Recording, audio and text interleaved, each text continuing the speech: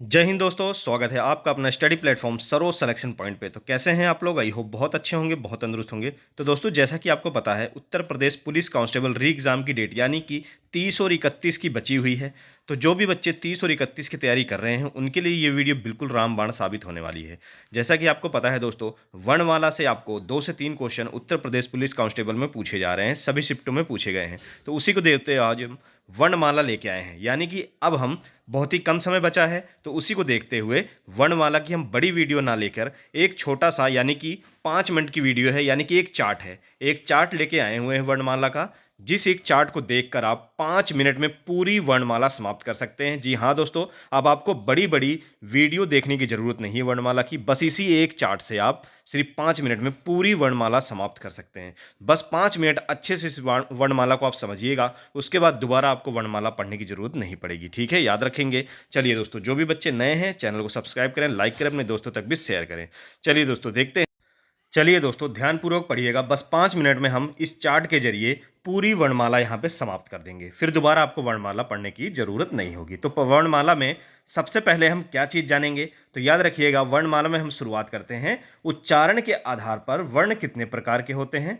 तो ये होते हैं दोस्तों 52 प्रकार के। ठीक है, याद रखिएगा, कितने होते हैं?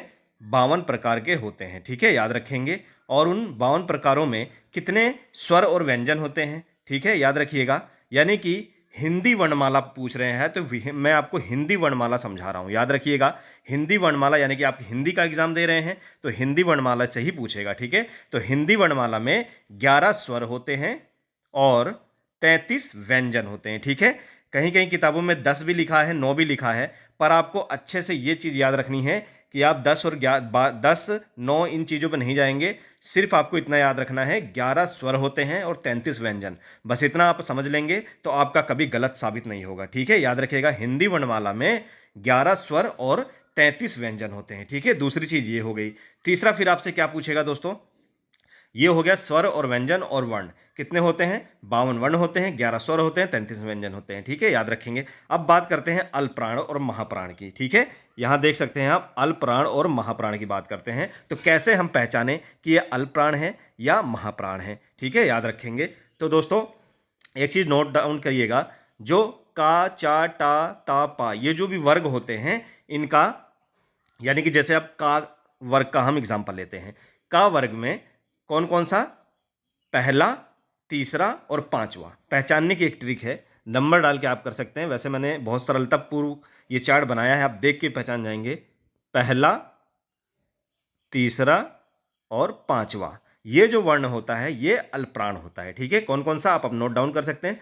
पहला, किसी भी वर्ग का पहला, तीसरा, पांचवा, ये अल्पप्राण होता है। और चौथा और दूसरा और चौथा, ये क्या होता है? महाप्राण होता है। ठीक है, याद रखें, क्या होता है? महाप्राण। और हाँ, अल्पप्राण पहला, तीसरा, पांचवा होता है। और साथ में क्या होता है अल्पप्राण में? या, रा, ला, वा, यानी कि अंतस्थ व्यंजन जो भी होते हैं, या, रा, ला, वा, ये भी अल्पप्राण में आते हैं। ठीक है, याद रखिएगा।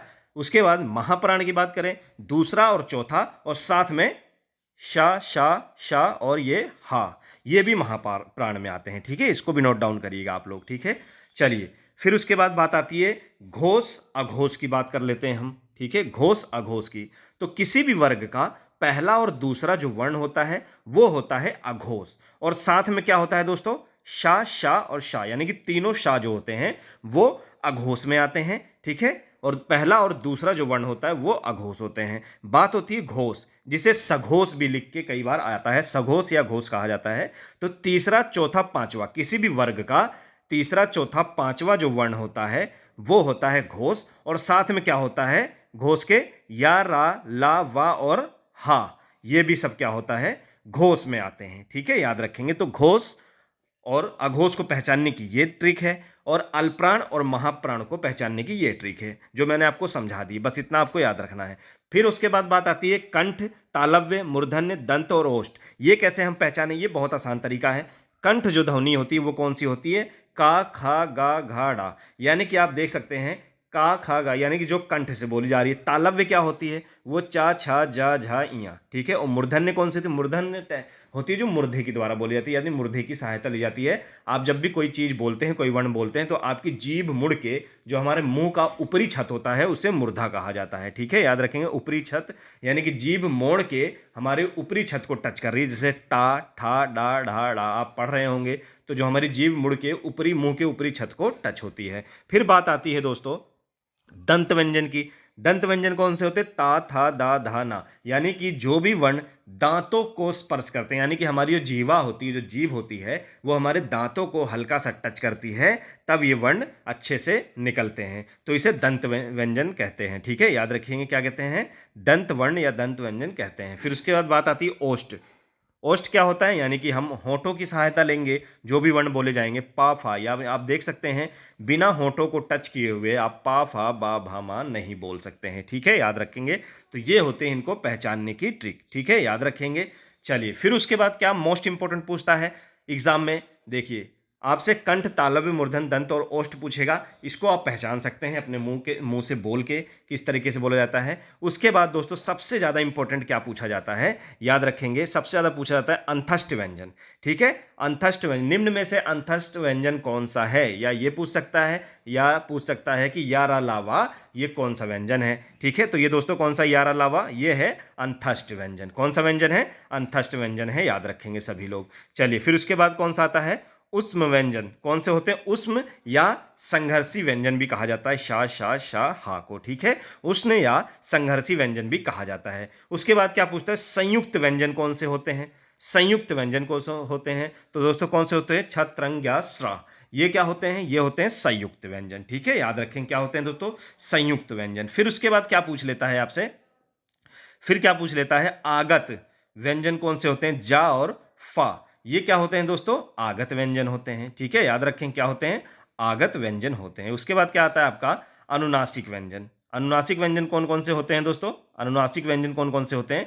वो होते हैं दोस्तों अनुनासिक डा इया डा ना मा, ठीक है। तो ये आपका जो है ये है अनुनासिक व्यंजन है, ठीक है। याद रखेंगे। उसके बाद आपका आता है आयोग वा, अंग और आह, ये क्या होते हैं? आयोग वाह होते हैं, ठीक है। याद रखिएगा, आयोग वाह होते हैं, ठीक है। याद रखेंगे। तो दोस्तों इस चार्ट को आप स्क्रीनशॉट ले लीजिए। पहले तो आप 2 सेकंड का टाइम दे रहा हूं, आप पहले स्क्रीनशॉट लीजिए, क्योंकि स्क्रीनशॉट आप लेके रखेंगे ताकि आप कहीं भी भूलेंगे तो बस आपको 2 मिनट भी नहीं लगेगा, 2 सेकंड में आप चार्ट को देखेंगे और जहां भी आपकी गलतियां लग रही हैं वहां आप उस गलतियों को सुधार सकते हैं इस चार्ट के जरिए। तो इस चार्ट को आप संभाल के रखिएगा, बहुत ही ज्यादा इंपॉर्टेंट काम आने वाला है आपको। अब बड़ी बड़ी कोई भी वीडियो देखने की जरूरत नहीं है, इस चार्ट के जरिए आप पूरी वर्णमाला समाप्त करें, यानी कि वर्णमाला से जितने भी क्वेश्चन बनते हैं, जिस तरह भी क्वेश्चन पूछे जाते हैं, वो सभी मैंने इस वीडियो में डाले हैं। सारे पॉइंट जितने भी इसमें मैंने डाले हुए हैं इस चार्ट में, बहुत ही ज़्यादा इंपॉर्टेंट है, इससे बाहर आपसे पूछेगा ही नहीं। ये आपने चार्ट समझ लिया तो आपको दोबारा वर्णमाला पढ़ने की जरूरत नहीं है, ठीक है। याद रखेंगे। चलिए, तो हमने आयोग वाक पढ़ा, अंग आ, ठीक है। उसके बाद क्या आता है दोस्तों?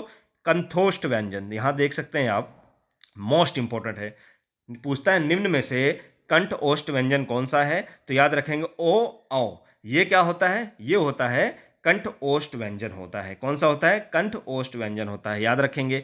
उसके बाद आपसे क्या पूछ लेता है? कंठ तालव्य व्यंजन कौन से हैं?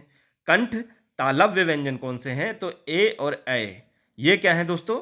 ये कंठ तालव्य हैं, ठीक है। यानी कि कंठ और तालव्य की सहायता से बोले जा रहे हैं, तो ये कंठ तालव्य हैं। और कंठोष्ठ क्या होता है? कंठ और ओष्ठ की सहायता से बोले जा रहे हैं, तो ओ औ, यानी कि ये क्या है? कंठ ओष्ठ व्यंजन है। उसके बाद बारी आती है द्विगुण या उच्छिप्त व्यंजन कौन से हैं, ठीक है। याद रखेंगे, तो कौन से हैं? ढ़ा और ढा, ये क्या है दोस्तों?